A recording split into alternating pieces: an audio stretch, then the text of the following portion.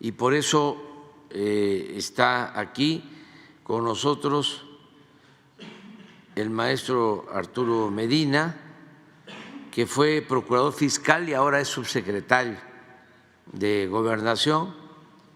Está el maestro Antonio Martínez Dagnino, que es el titular del SAT, del Sistema de Administración Tributaria, y la licenciada Grisel Galeano García, ahora procuradora fiscal de la Federación.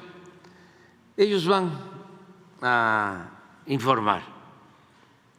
No son políticos, son servidores públicos y tienen como profesión la abogacía y son contadores públicos, son técnicos. Y lo que queremos es que se informe bien y que se presenten también todas las pruebas, que se haga aquí una síntesis, un resumen, pero que el día de hoy o mañana se suban a una página del gobierno todas las pruebas, todos los juicios, todo lo que hay sobre este asunto, para que los ciudadanos, incluso los especialistas en la materia fiscal, los contadores, los abogados, puedan con toda la información tener un criterio de lo que está sucediendo con este asunto, con esta polémica. Desde luego, no tenemos el propósito de afectar a nadie. Nosotros no tenemos enemigos ni queremos tenerlos. Nosotros tenemos, si acaso, en lo político, adversarios. Y lo único que hacemos pues es representar al pueblo de México, porque para eso nos eligieron, para gobernar en beneficio del pueblo, en beneficio de todos, lograr una sociedad mejor, no permitir la corrupción, no permitir la impunidad, no permitir los fueros, los privilegios y hacer realidad la justicia social, que no vivamos en una sociedad con una monstruosa desigualdad económica y social, donde unos cuantos lo tienen todo y la mayoría carece hasta de lo más indispensable. Si se toma en cuenta también que no estamos en contra de los empresarios, no todo el que tiene es malvado, al contrario, el empresario que invierte, que genera empleos, merece respeto, contribuye al desarrollo del país. Nosotros estamos en contra, siempre lo he dicho, de la riqueza mala vida. Estamos en contra de la corrupción. Yo cada vez estoy más convencido de que el principal problema de México era la corrupción. Y si hemos podido avanzar, se debe a que estamos limpiando de corrupción el gobierno. Desde luego falta, porque nos corresponde limpiar de corrupción sobre todo el Poder Ejecutivo. no hemos podido avanzar porque es un poder autónomo, independiente, en el Poder Judicial. No hemos podido avanzar porque también son empresas independientes en todo lo relacionado con la manipulación que se da en los medios encargados de informar a los ciudadanos. Ahí hay una gran corrupción. Se establecen relaciones o se establecían relaciones de complicidad con funcionarios para sacar provecho en lo personal. Todo esto llevó a que millones de mexicanos vivieran, y muchos todavía viven, en la pobreza. Por eso tenemos que seguir adelante limpiando de corrupción al país, porque es el principal problema, la causa principal de la desigualdad social, de la desigualdad económica, la causa principal de la violencia.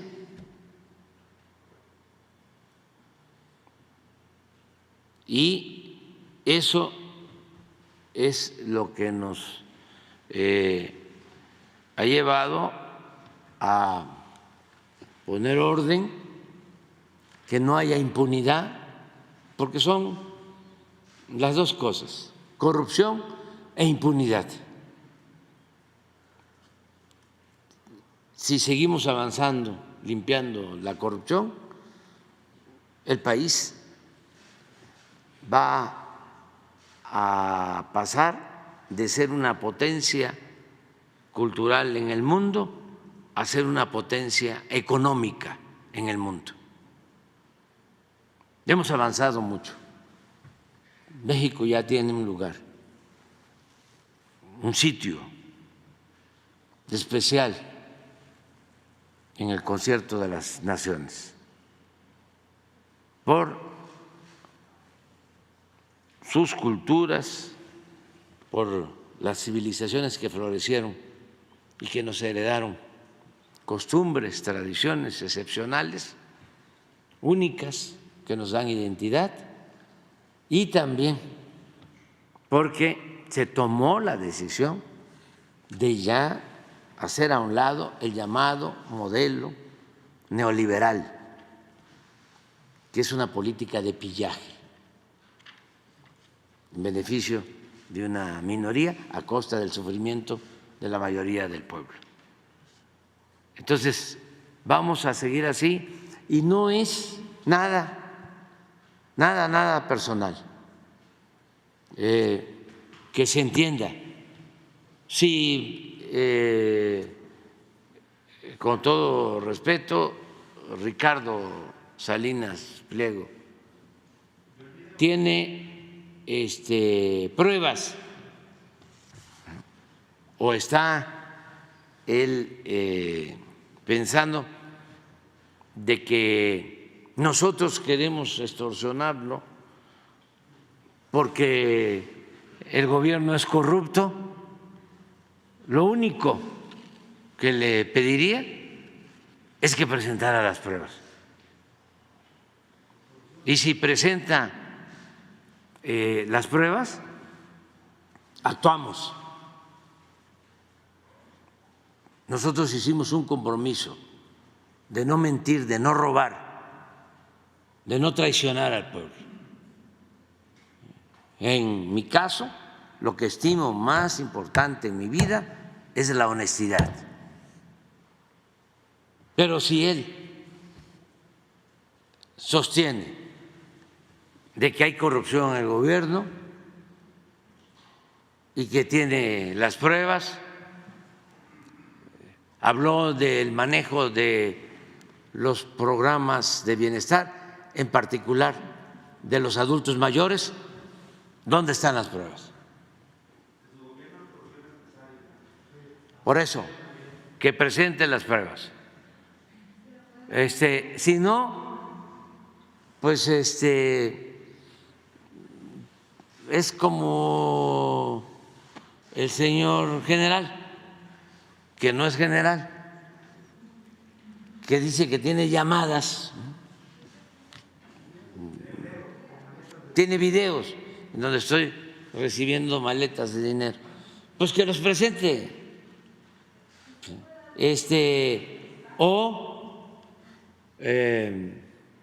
Otro que habló de que tiene una llamada que hice con uno de los narcotraficantes, pues que presenten todas las pruebas. ¿Saben por qué he podido, junto con millones de mexicanos, llevar a cabo esta transformación? Porque tenemos autoridad moral. Si fuésemos corruptos, estaríamos sometidos, nos tendrían de rodilla, porque no se puede llevar a cabo una transformación, no se puede combatir la corrupción si no se tiene autoridad moral, si no se tiene autoridad política. Al que le gusta mucho el dinero, que su Dios es el dinero, que piensa que la felicidad es lo material y el lujo, pues no puede llevar a cabo, no puede participar en un movimiento de transformación para purificar la vida pública de un país. No puede. Lo destruyen. Imagínense cuántos años luchando, enfrentando de todo, pero no tengo como propósito en la vida tener dinero, no me importa lo material. Y que conste, para que nadie se sienta ofendido, no todo el que tiene es malvado. Hay gente que ha hecho su fortuna con trabajo, de conformidad con la ley, que merece respeto. Yo no estoy en contra de los empresarios, ni de los comerciantes. Mis padres eran comerciantes establecidos y luego de tianguis, ambulantes. No puedo estar en contra de empresarios, de comerciantes. Yo estoy en contra de la riqueza malavida, de los que se dedican a robar, a saquear y que además ni siquiera pierden su respetabilidad y lo ven normal. Y todavía hasta se atreven a culpar a otros. Ellos no pagan impuestos, pero en sus exposiciones, en sus pláticas, en sus conversaciones, sostienen que el problema fiscal de México es porque los ambulantes, los de la economía informal, no pagan impuestos.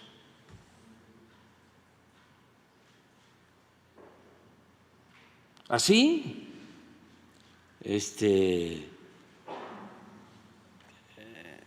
lo expresan, porque hay mucha hipocresía en el conservadurismo. son muy corruptos y muy hipócritas. Y les molesta mucho el que se esté llevando a cabo un proceso de transformación con una democracia auténtica, verdadera, porque aunque lo repito y lo repito, es muy importante que se sepa que no vivíamos en una democracia.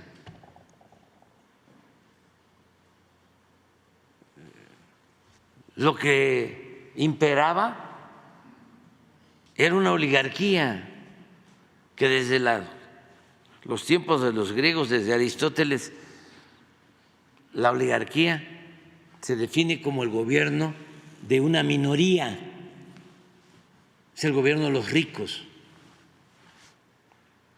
Y así era el gobierno de México hasta 2018.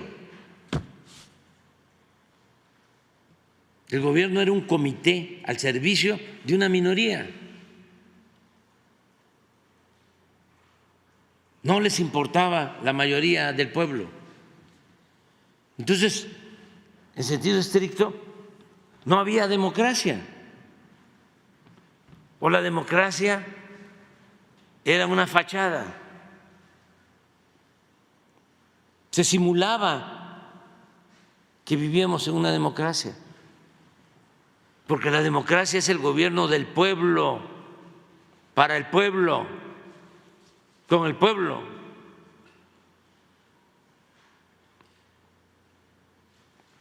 Y es lo que se está haciendo, que las riquezas que son el fruto del trabajo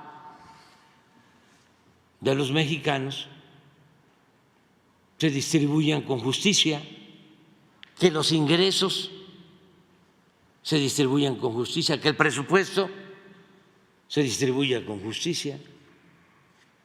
¿Y saben qué? Eso a todos nos debe de producir una gran felicidad, a todos, porque eso es humanismo. Yo estoy muy feliz por eso. Imagínense gobernar después de mucho tiempo, enfrentar situaciones difíciles, no solo la resistencia, no solo los ataques de los reaccionarios, del conservadurismo, no, la pandemia que nos causó tanto daño, tanto dolor. Se nos cayó la economía como no sucedía en 100 años. Y levantarnos y ya en el 2022 ya se mostró en encuesta ingresos gastos del INEGI una disminución de la pobreza histórica, una disminución de la desigualdad histórica. Y eso en el 22. Hoy más, sin duda. Ahí están los indicadores económicos, el incremento al salario, el empleo,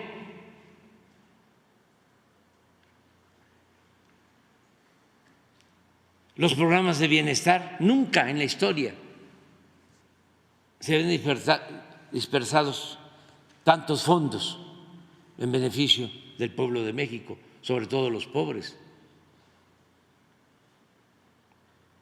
Entonces, no es nada personal es informarle a la gente y también que hagamos a un lado el odio. Podemos tener diferencias, siempre he dicho que es importante la pluralidad y garantizar el derecho a disentir, pero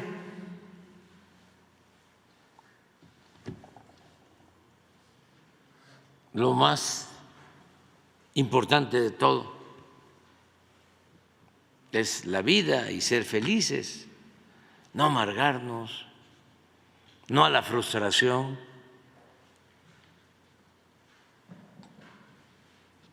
La vida es demasiado corta como para desperdiciarla en cosas que no valen la pena.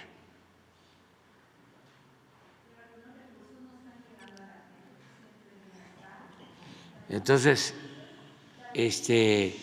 vamos a que nos informen. Sí.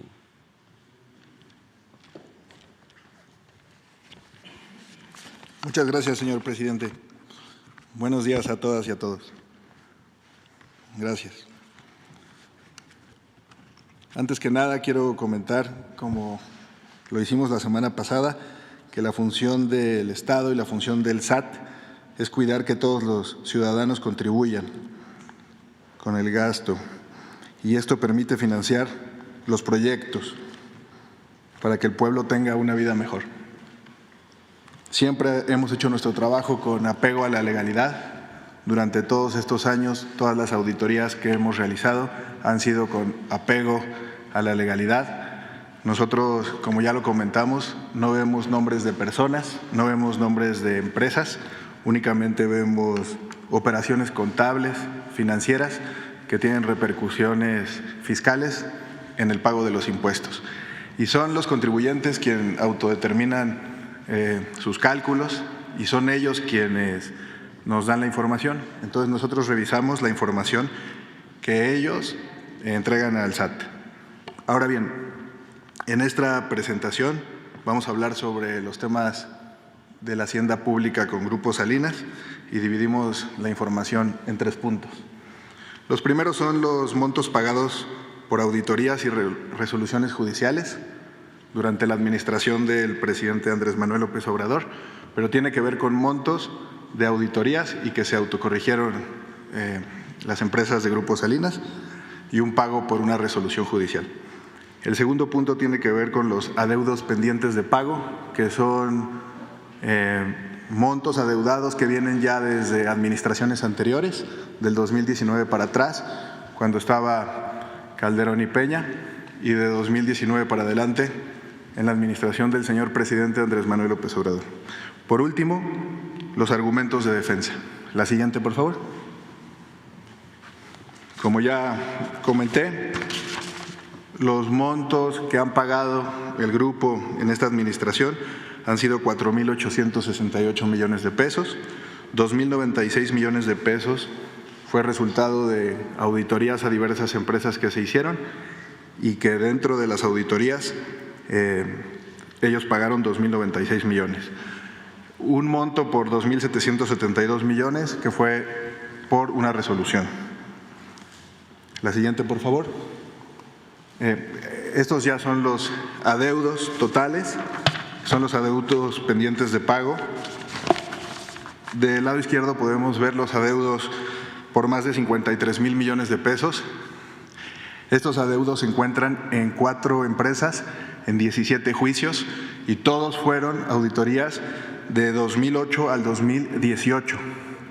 Todos estos adeudos se observaron por parte del Servicio de Administración Tributaria por un monto de 38,000 millones de pesos. Pero al día de hoy, con la actualización por la inflación y por los recargos, asciende a un monto de 53,000 millones. Durante la administración del presidente Andrés Manuel López Obrador, el SAT ha emitido créditos fiscales por 10,000 millones de pesos, teniendo un adeudo de 63,000 millones de pesos. Eso es lo que tenemos al día de hoy. Más del 90% de este adeudo tiene que ver con el tema de consolidación fiscal, que es un tema ya viejo, que es un tema que se dio del 82 al 2013 y que en el 2013 se canceló esta figura que daba beneficios de diferir el pago del impuesto sobre la renta y de sumar ganancias y pérdidas dentro de un grupo empresarial. A continuación, el subsecretario de Gobernación comentará sobre este tema y sobre los litigios. Gracias.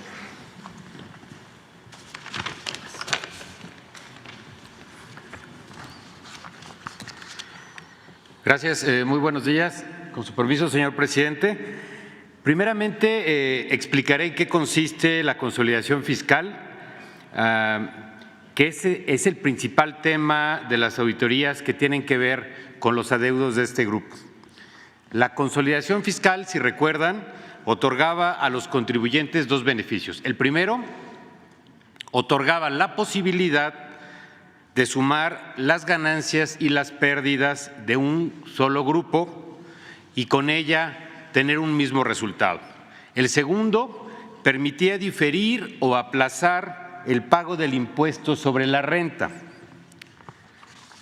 Por ejemplo, y lo podemos ver ahí en la lámina, si una empresa tenía una utilidad de 10 pesos y otra de este mismo grupo empresarial una pérdida de 5, la consolidación fiscal permitía pagar únicamente impuestos sobre la renta sobre 5 pesos y no sobre los 10 pesos, es decir, solamente sobre la diferencia.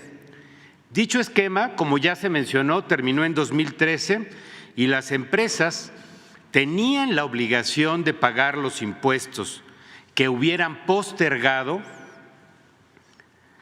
y de los que se beneficiaron en el pasado.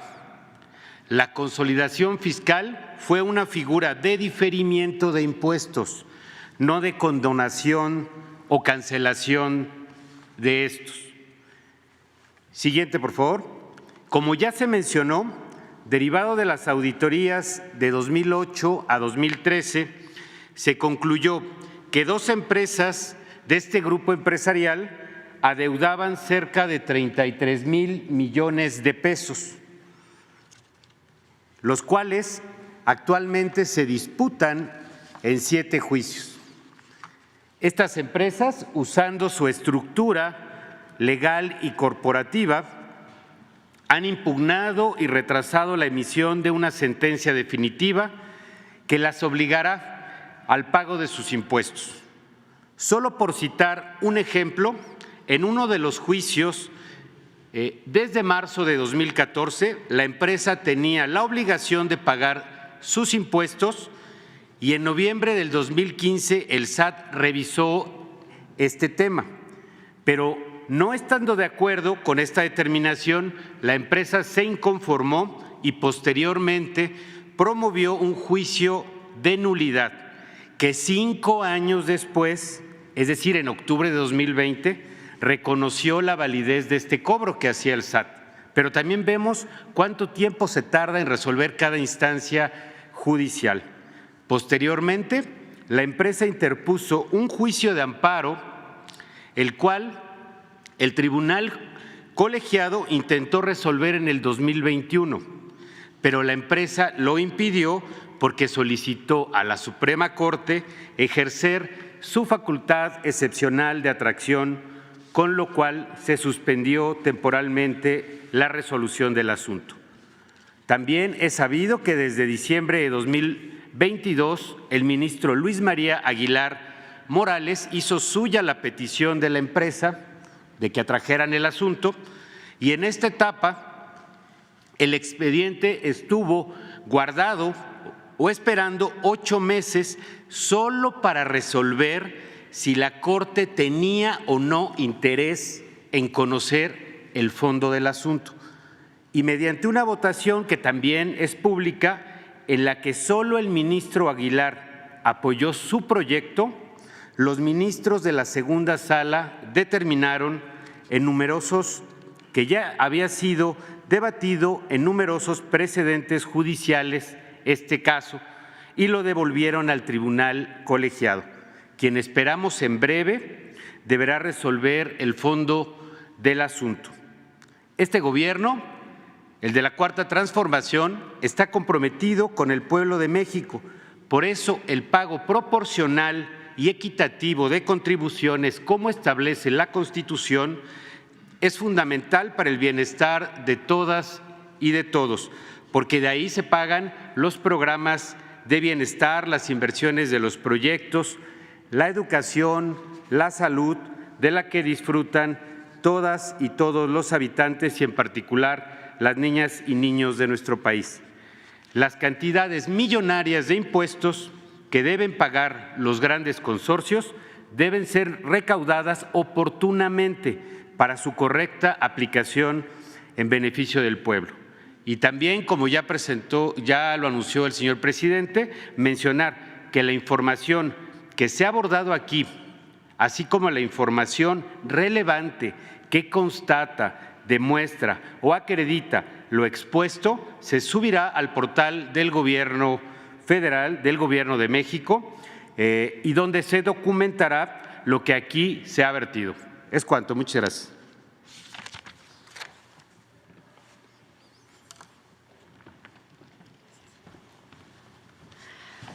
Buenos días a todas y a todos. Por lo que respecta a la Procuraduría Fiscal de la Federación y en el ámbito de las atribuciones legales y técnicas que tiene esta instancia de la Secretaría de Hacienda y Crédito Público en el ámbito legal, a continuación les vamos a mencionar de manera general algunos de los argumentos de defensa que este grupo empresarial ha utilizado en sus estrategias legales y que han sido llevados a juicios. En primer orden, tenemos que manifiestan que las empresas del grupo utilizan interpretaciones a modo para justificar un supuesto cumplimiento de sus obligaciones fiscales.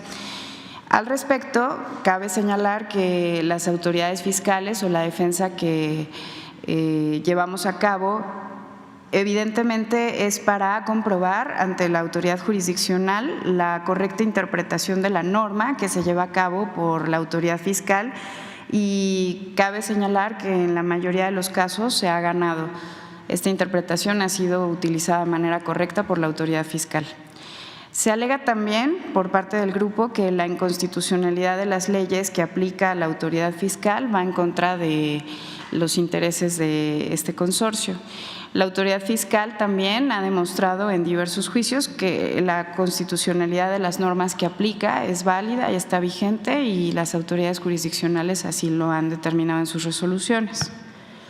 También argumentan que las autoridades fiscales cometen errores en sus auditorías y revisiones, los llamados errores de forma, y la autoridad ha defendido la legalidad de sus actos y sus procedimientos, y en algunos de los casos en que se han detectado situaciones de forma que hay que corregir, la autoridad fiscal lo ha llevado a cabo, subsistiendo los actos y pudiendo reponer los procedimientos adecuadamente. Esto no ha evitado que se pueda mantener la validez de los cobros o las solicitudes por parte de la autoridad.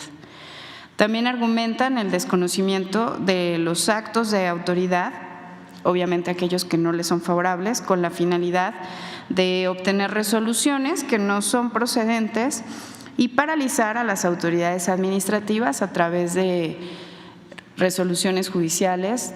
Podríamos mencionar suspensiones que les pueden generar indirectamente además perjuicios a la sociedad por la dilación en la aplicación de los actos de autoridad.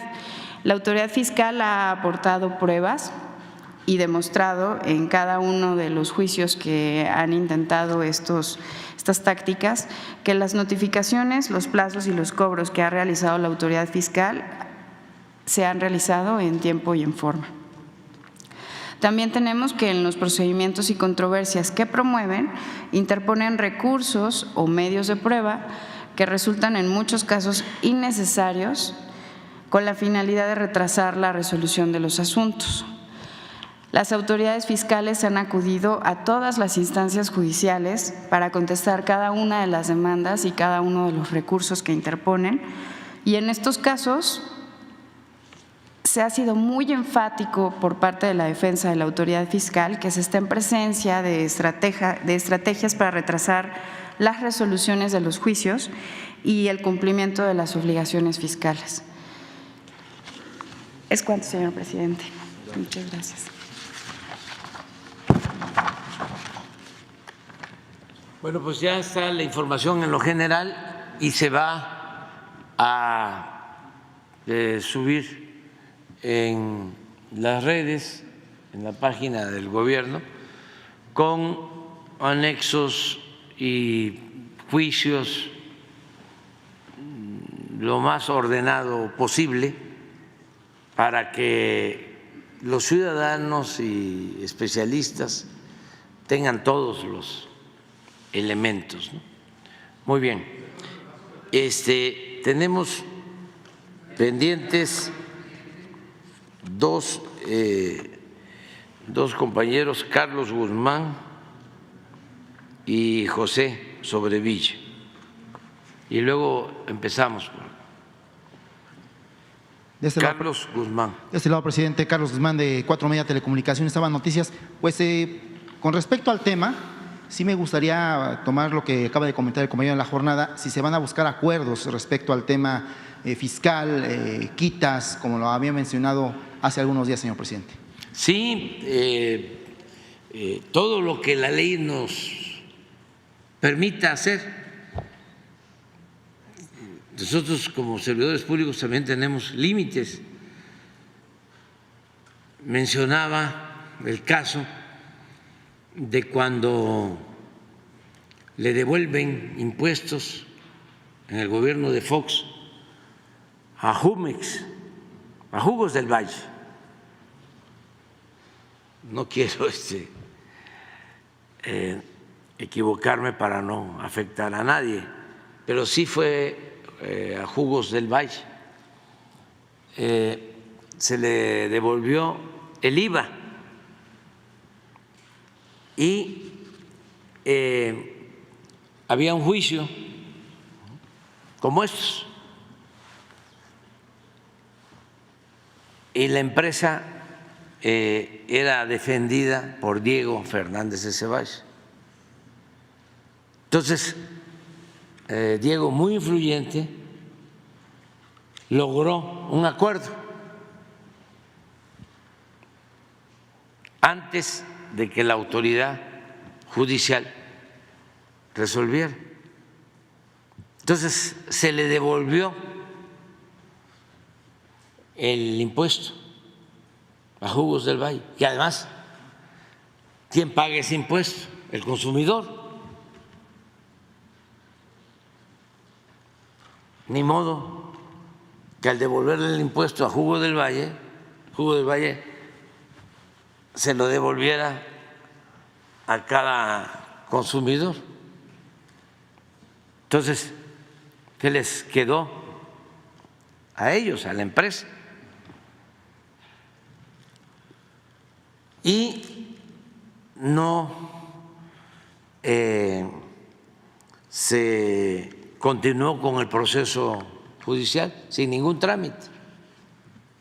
Entonces, nosotros sí podríamos, porque les pregunté cuando se hizo un planteamiento de uno de estos juicios y ellos me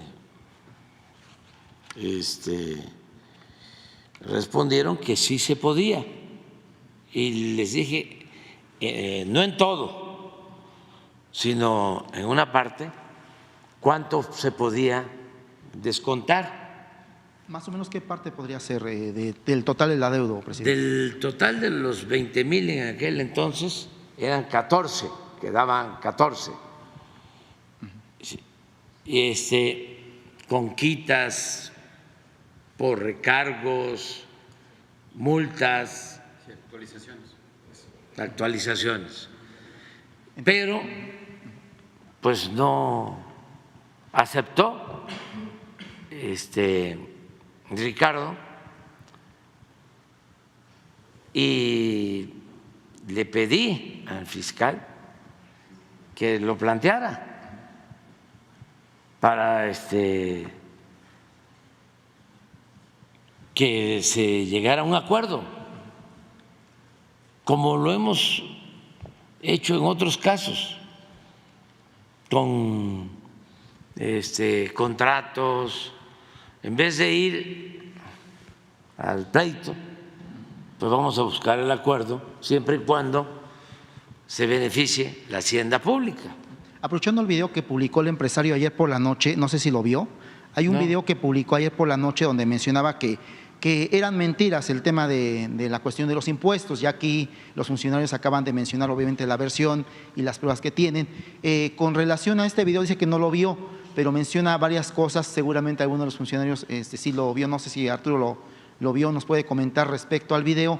Pues el empresario hace su defensa, obviamente, ¿no? Sí, tiene el derecho. y está en su derecho. Pero preguntarle, aunque no haya visto el video, ¿buscará reunirse con Ricardo Salinas para este tema, para que finalmente, antes de que termine su sexenio, este pleito que se puede evitar por la vía de una plática, de negociarlo, finalmente pueda terminar? Yo ya pienso que lo mejor es que resuelvan los jueces.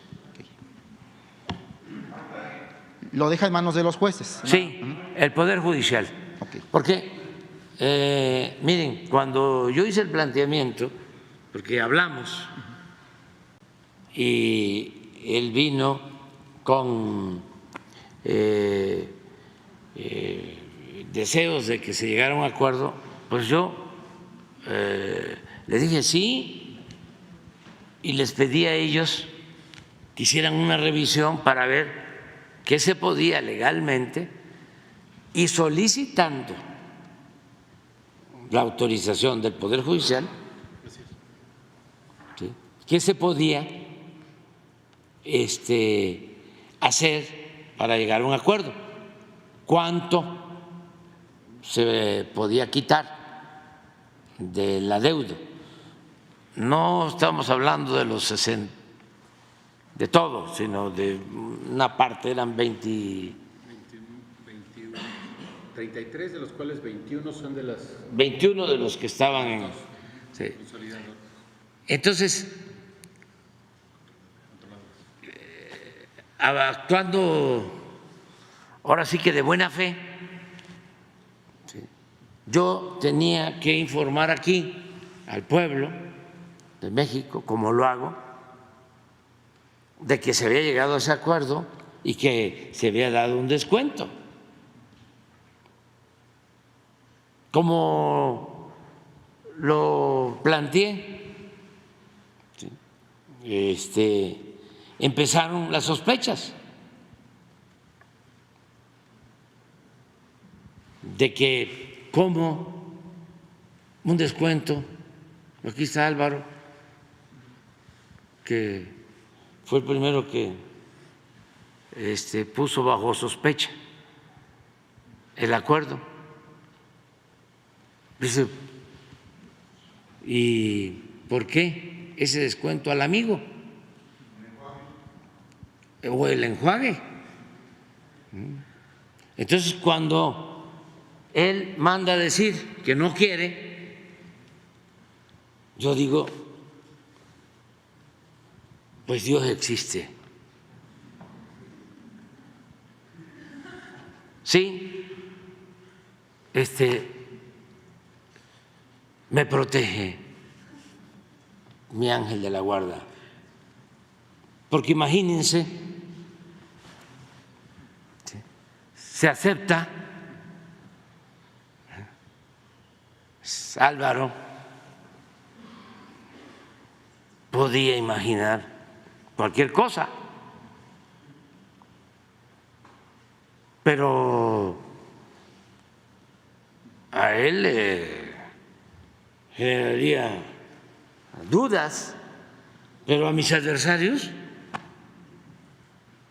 a sus amigos de Ricardo Salinas,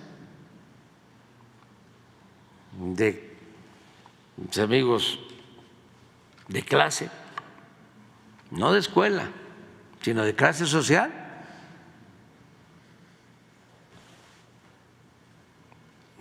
¿Qué pasó ahí? Sí, miren, lo de la campaña de narcopresidente,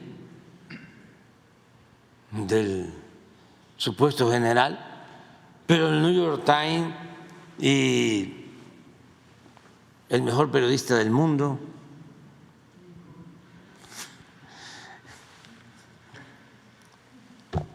entonces ya no, lo único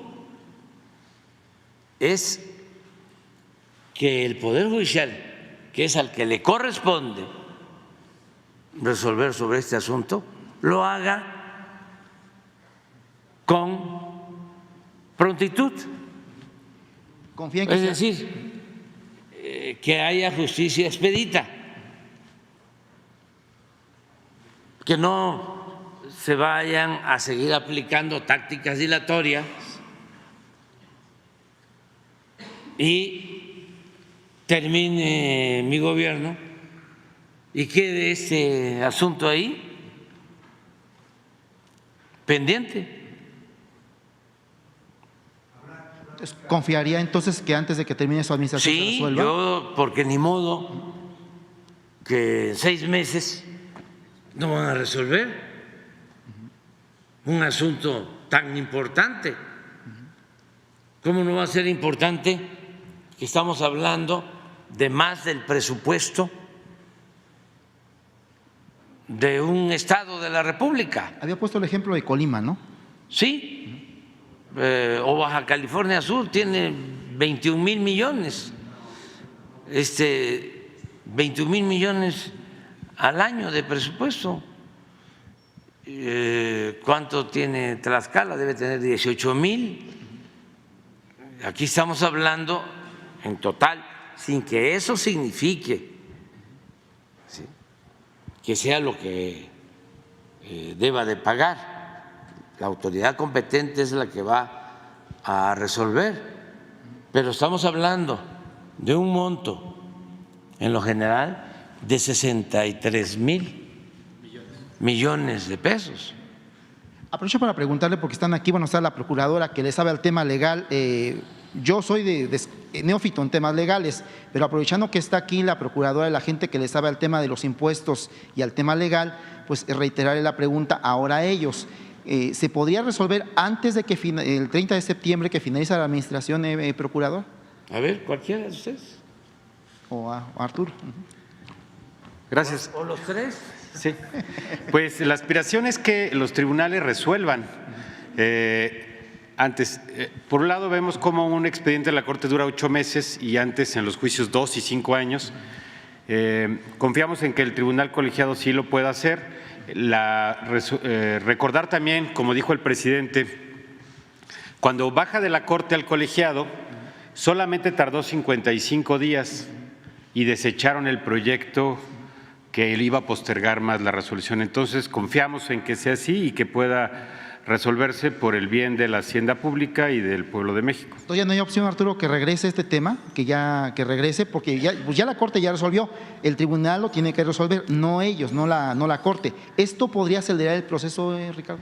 El proceso jurídico es complejo, la Procuradora seguramente nos va a poder complementar, pero cuando resuelva el colegiado habrá que ver los términos en que resuelve y saber si ellos tienen algún recurso legal, que también se ha hecho constar. El Gobierno de México respeta la legalidad y ha sido paciente y ha ido esperando los tiempos en los que los tribunales resuelven, pero también tiene que haber prontitud, rapidez, ser expeditos en la impartición de justicia. Esperamos que sea así.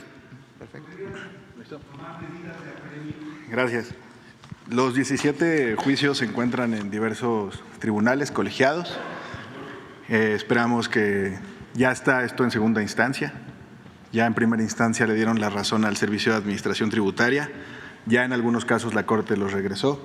Entonces, desde nuestro punto de vista, y hemos comentado con los magistrados responsables de estos casos, es que ya están en tiempo para poder resolver. Ellos ya tienen toda la documentación.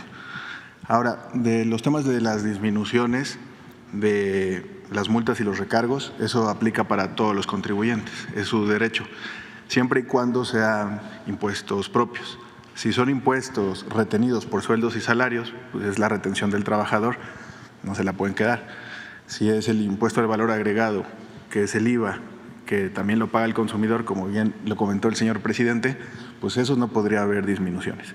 Pero en este caso se planteó en términos de la ley. Gracias. Gracias. Y respecto al tiempo que tienen los tribunales colegiados en general para resolver, toman alrededor de más de 120 días a partir de que tienen ya el asunto en sus manos para conocimiento. En estos casos de consolidación fiscal tuvieron un regreso en su mayoría de la Suprema Corte de Justicia porque habían sido llevados allá para temas de facultad de atracción y para que la Corte pudiera definir algunos temas de constitucionalidad y dictar líneas y precedentes sobre los cuales los tribunales colegiados van a tomar las directrices para poder emitir las resoluciones.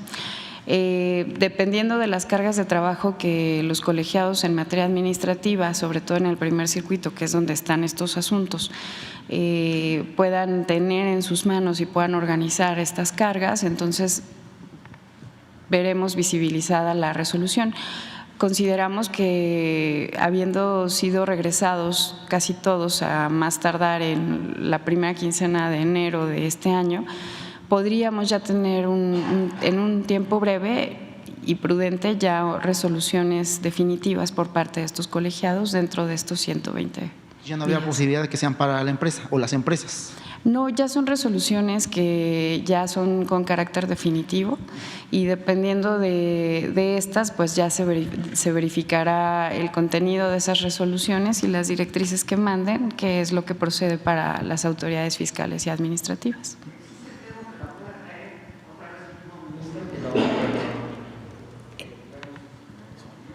En materia de consolidación, ya la Corte se pronunció en las últimas 3 atracciones que ya no había temas pendientes en el tema o el esquema específico de consolidación fiscal. Por tanto, la Corte hasta este momento ya no sería competente para poder definir criterios pendientes y por esa razón ya son los colegiados las autoridades competentes para poder resolver en definitiva estos asuntos.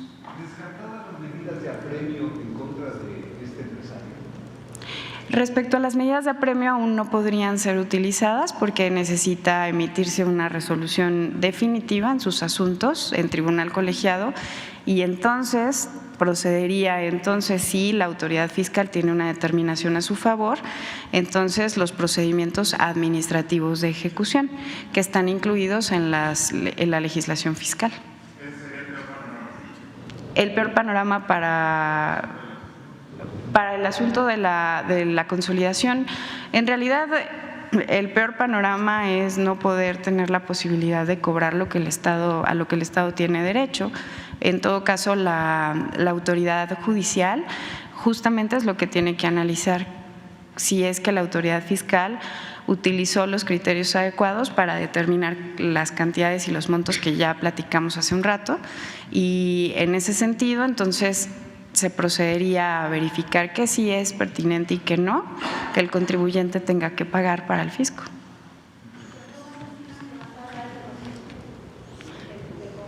¿Cuánto tiempo más estima que va a tardar? El proceso judicial, pues esperaríamos que fuera dentro de los máximos 120 días que tienen los tribunales colegiados para emitir resoluciones. La verdad es que estamos bastante esperanzados a que pueda ser antes de que concluya esta administración. Esperamos que así sea, que los tribunales colegiados puedan organizar sus cargas de trabajo. Están conscientes que este asunto es de suma importancia para el fisco. ¿Se vayan de vacaciones? ¿No tendrían que regresar ustedes al Grupo Salinas? Las contribuciones, porque los créditos fiscales desde luego están garantizados. No han pagado nada. Entonces, ¿cómo se fueron a posición obligada si no garantizaron el crédito fiscal? garantizaron los créditos, pero no se ha realizado ningún pago. La garantía es solamente eso, una garantía que no realiza un pago al fisco, no cuenta como dinero adentro del fisco federal. ¿Estarían válidas esas garantías en caso de que Grupo Salinas se vea el fallo en contra de ellos? Es parte del procedimiento administrativo de ejecución. Procuradora, ¿puede precisar usted en qué tribunal colegiado se encuentra el litigio que deben resolver los integrantes de este tribunal, los 3 magistrados, para que también se conozca en manos de qué personas, de qué servidores públicos del tribunal colegiado en materia administrativa, porque también ha habido recursos procesales del Grupo Salinas para que esto no se resuelva en lo inmediato? ¿Es posible que dé los nombres y del tribunal colegiado? Sí, como lo comentaban el subsecretario Medina, conforme a la instrucción del presidente, con mucho gusto vamos a subir a la página de Gobierno de México los tribunales colegiados en los que se encuentran ubicados los asuntos a los que ustedes se han referido. Con mucho gusto. Gracias. Bueno. Gracias. Y ya para, Muy bien, vamos. y ya más para finalizar, pues su opinión respecto a esta ley SB4 que tiene otra vez una suspensión. Esta ley que promovió el gobierno de Texas para deportar sin más a personas que se les juzgue por ser migrantes indocumentados en ese territorio y que pues, obviamente ya la secretaria Bárcena de Relaciones Exteriores fijó postura, pero sí me gustaría escuchar su postura y también respecto si hay un plan del gobierno mexicano para el regreso que se puede dar masivo de personas deportadas a nuestro país, presidente. Muchas gracias. Bueno, nada más decir que desde luego estamos en contra de esta ley draconiana, completamente opuesta, contraria a los derechos humanos, una ley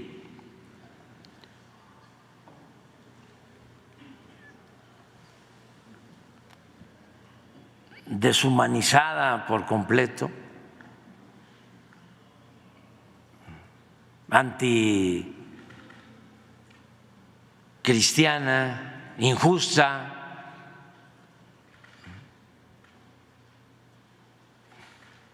violatoria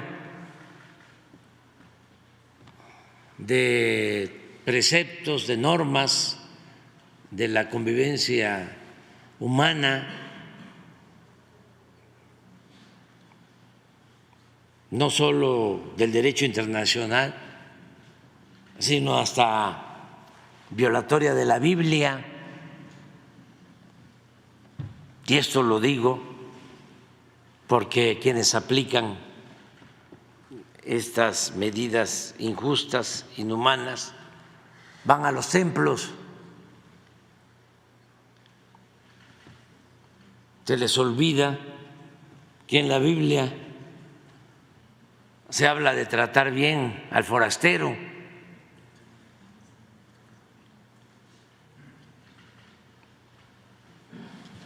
Y desde luego del amor al prójimo.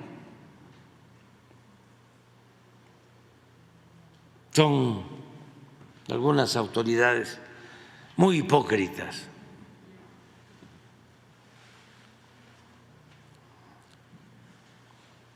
Toman protesta con la Biblia.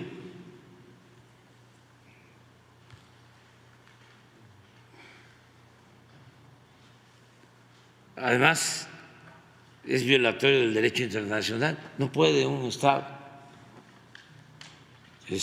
tener una legislación que corresponde al fuero federal. Es como si el gobernador de Tamaulipas aplicara una ley en contra de los tejanos que visitaran México o transitaran por Tamaulipas. No les corresponde a los gobiernos estatales, de acuerdo a nuestra Constitución, todo lo relacionado con política exterior. Pues es lo mismo. El gobierno federal en Estados Unidos está en contra de esta decisión.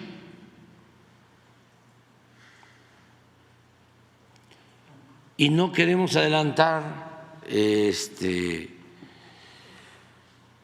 lo que podríamos hacer en caso de que quieran en Texas el gobernador y todos estos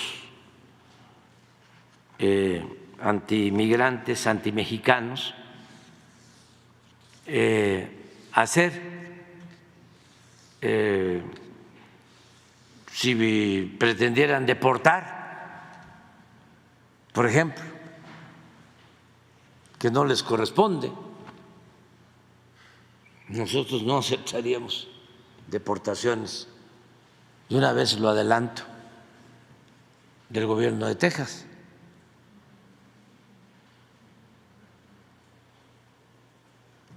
Y no nos vamos a quedar con los brazos cruzados.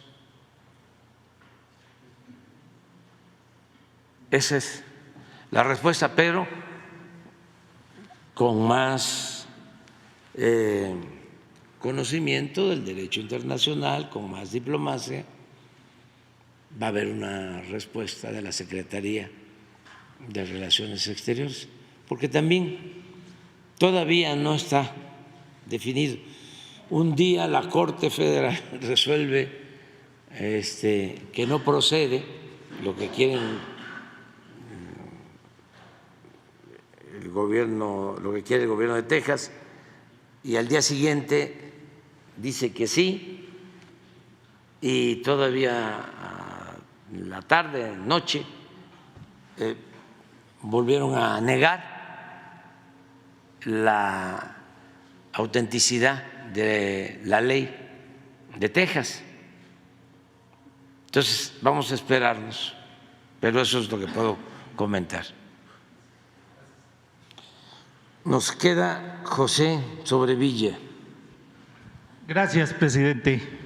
En el prólogo de los que preguntan al presidente, Jesús Ramírez Cuevas nos decía que uno de los propósitos de estas conferencias mañaneras era romper el cerco informativo.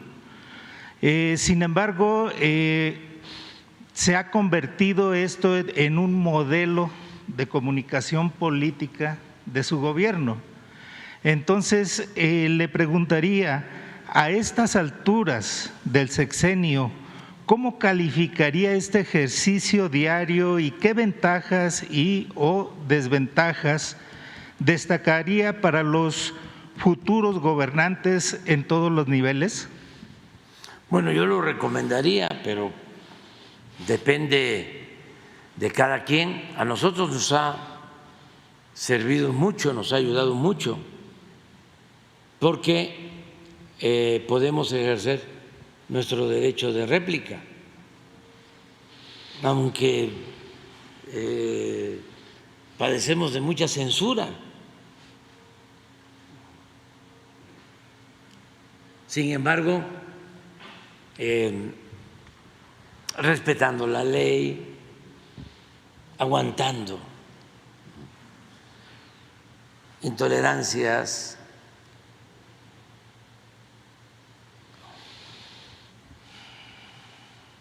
censuras, seguimos adelante.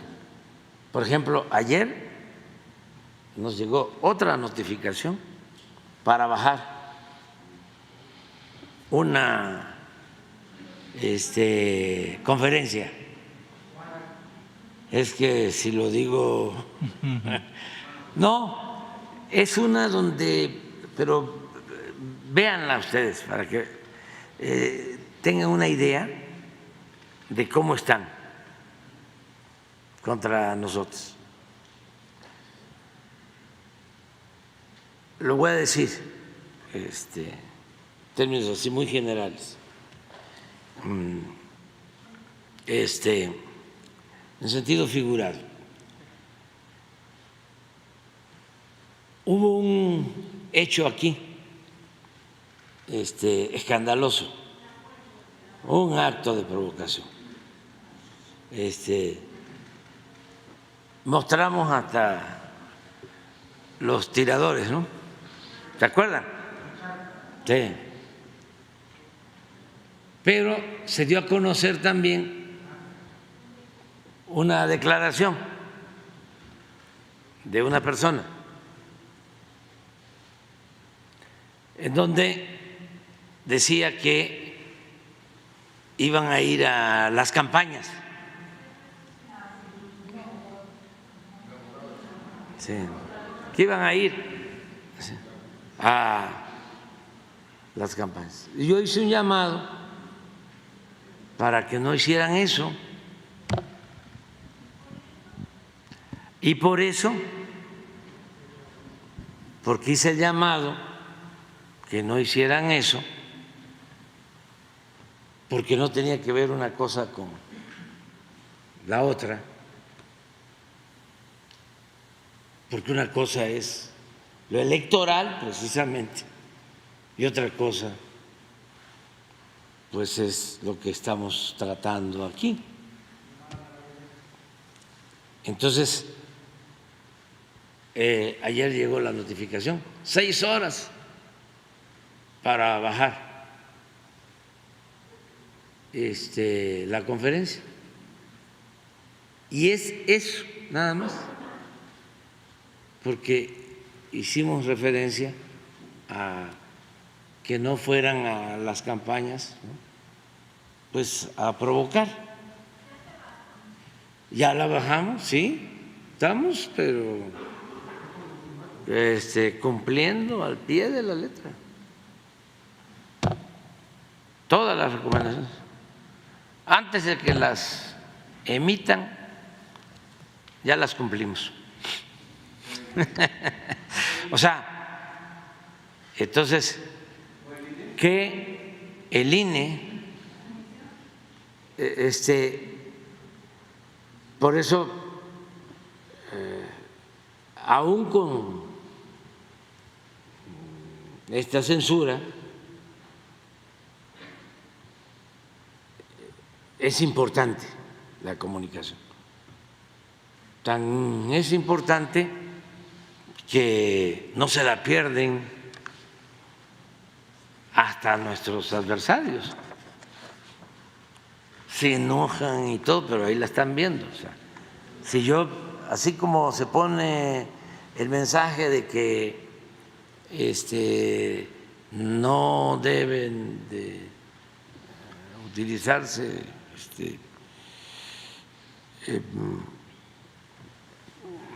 sí, expresiones, ¿no?, antidemocráticas, así también yo al principio, ¿no?, planteaba que si se es conservador y no se quiere cambiar porque se piensa que ya son infalibles,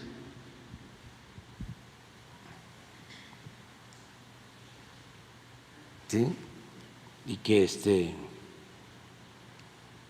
el dogma es el dogma,